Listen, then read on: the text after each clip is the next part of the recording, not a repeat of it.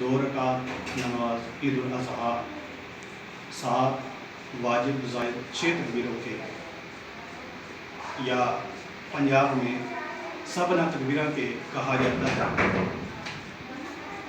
पीछे इस इमाम के मुफिल्ला शरीफ के अल्लाहु अकबर, पहले अल्लाहु अकबर कहेंगे, हाथ बांध लेंगे, सना पढ़ी जाएगी, सुब्हानकल्लाहुम्मा व बिहम्दिका व तबारक अस्मुका व तआला जद्दुका व ला इलाहा गैरुक।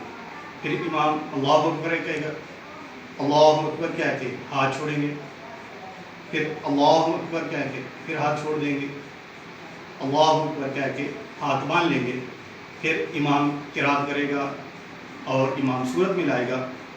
इसके बाद हम रकू में चले जाएंगे, रकू में जाने के बाद उठेंगे, फिर सजदे में चले जाएंगे, एक रकात हमारी मुकम्मल हो जाएगी।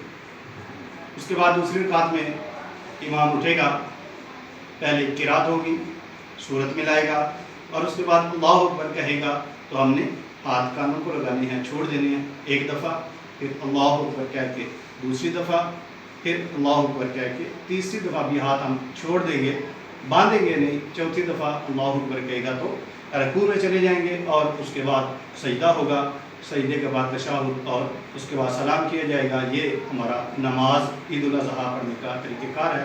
तमाम अहबाब इसको समझ लें, देखें और अपने दोस्त अहबाब को शेयर करें। सलाम।